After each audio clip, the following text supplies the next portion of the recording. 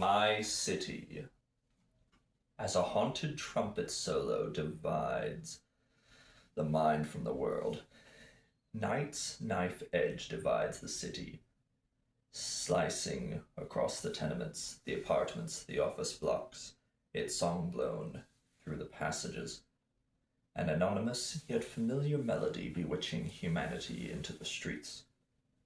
Evening winds blow the scraps of yesterday high across the darkening face of the sunset-topped buildings. Fugitive tower windows full of fire throw rectangular sparks into eclipsed canyons, limiting the exhausted secretary, the spent clerk, the worn shop assistant, each witless of their flickering corona or their trace images cross-hatched through the plane of reflection. Like leaves half submerged in an inconstant tide, pushed and pulled by the unknown tune, moving in peripatetic counterpoint to the crescendo of darkness. This beat, this rhythm, they attempt to find purchase on a distant shore, their refuge, their evening homes. Nightfall obscures the familiar face, causing second glances between lovers, curious glances between parents, averted glances among the young.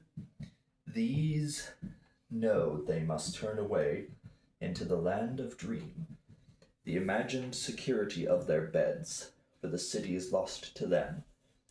Few sense the night song, the night blade, as anything more than the accustomed herald to the end of their workday. Fewer still follow its nightly furrow. These few unknowingly ally themselves with the unknown, their smiles cupping mystery under fugitive eyes. In some other town less apt to destiny, heavenly shades of night may fall. In this machine-edged city, night issues as sonorous vapor from the sliced open underworld.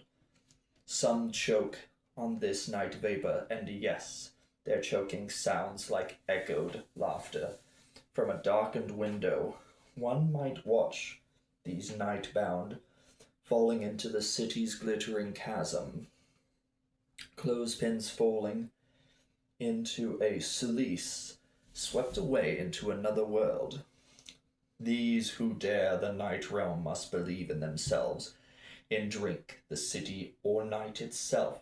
They are floating islands adrift on a light-spattered sea. Their tide pulls the weakest souls, drawing them across the terminator from normal life toward the distant blind horizon. Nature sleeps in the museum.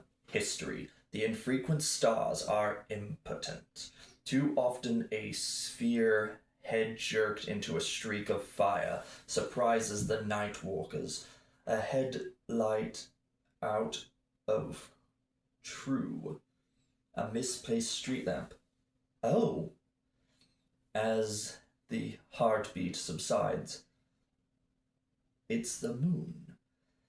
It's the function of this city to bewilder. If form follows function, if breath follows desire.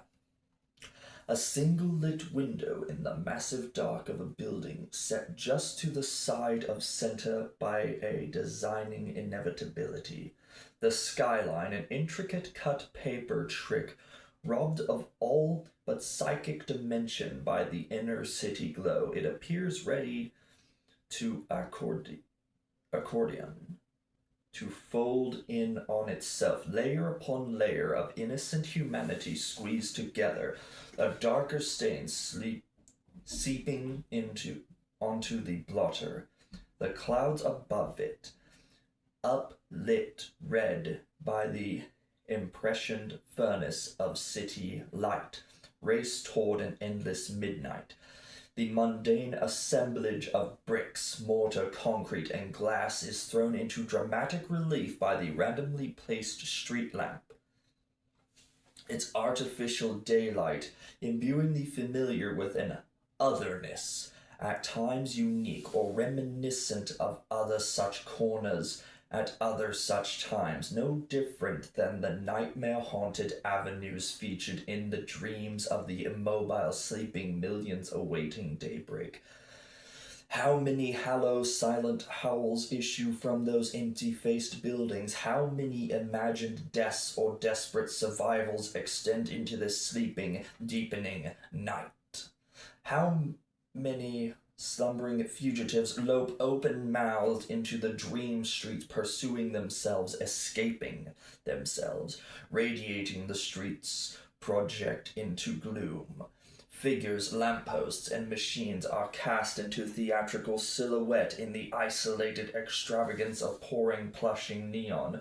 Smiles freeze on the faces of the early night people. Their time draws to a close as the true night touches their faces. The deeper city dark. A starving hand clutching a wind-torn coat, a miser's claw at an orphan's pocket.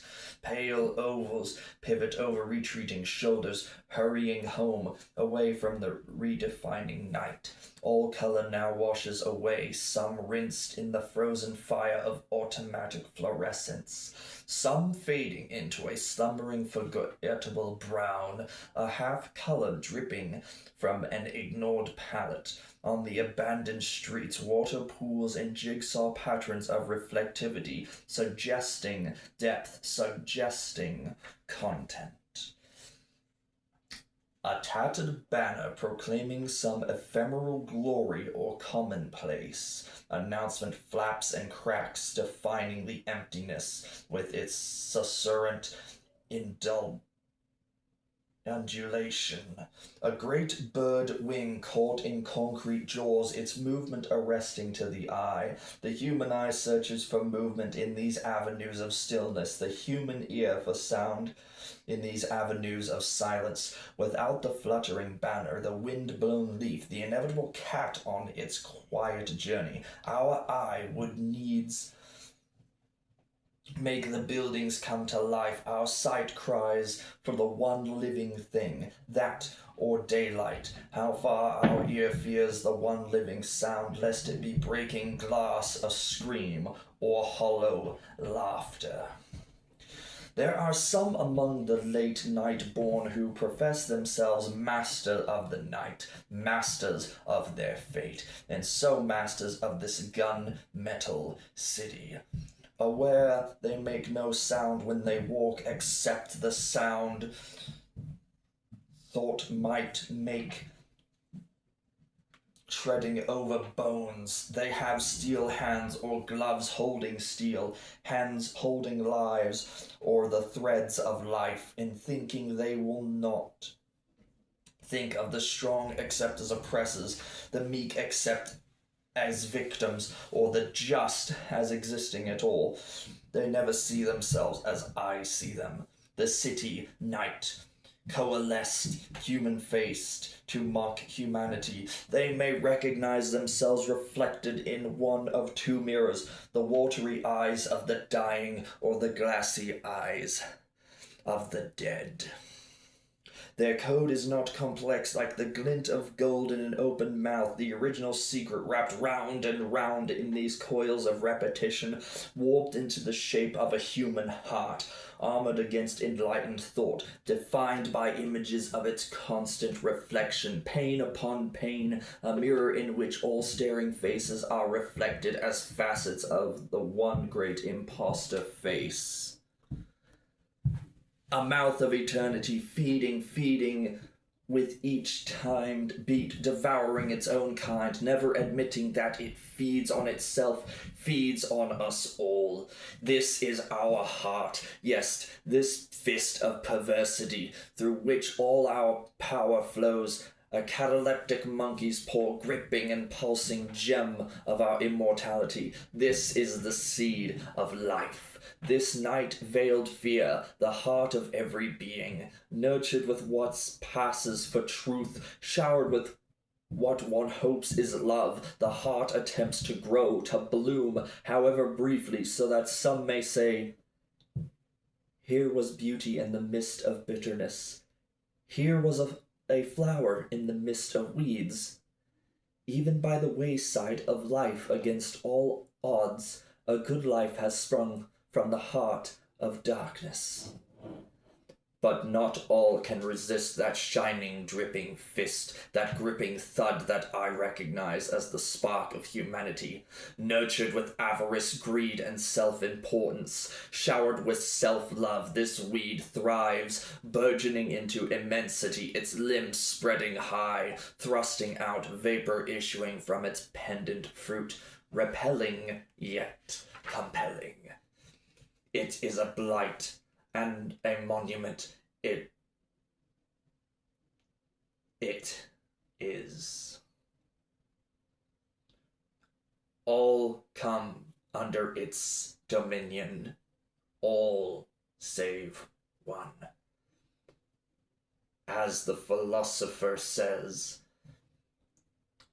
there are many hands to pull at the leaves on the tree of evil, but only one hand to strike at the root. The weed of crime bears bitter fruit. Crime does not pay. The shadow knows.